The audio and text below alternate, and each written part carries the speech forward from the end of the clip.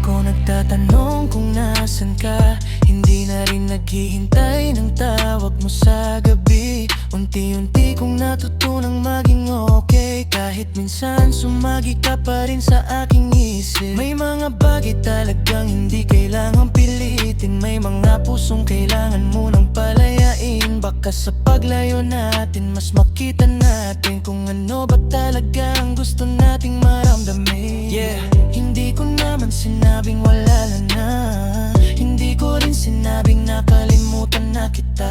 I just needed some space para maintindihan kung saan ba talaga dapat dalhin ang nararamdaman. No hard feelings, walang kailangang sisihin. Kung minsan kailangan lang talaga nating huminto sandali. Kung someday magtagpo ulit ang ating mga daan, sa parehong ready, parehong lang ang pangambahan.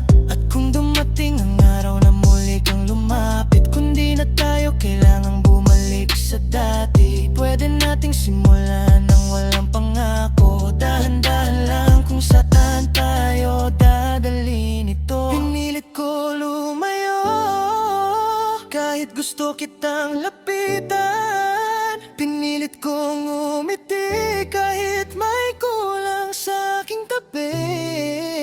Hindi dahil ayaw na kitang mahalin, kundi dahil natutunan kong mahalin din ang sarili.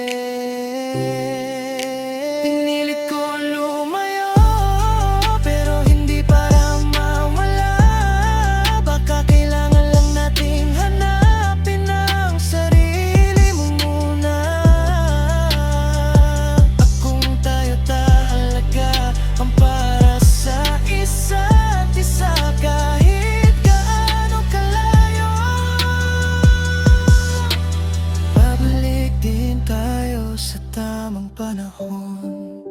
Pinilit ko lumayo, pero hindi ibig sabihin na ayaw na kita. Minsan ang paglayo ang paraan para malaman kung saan talaga tayo patungo.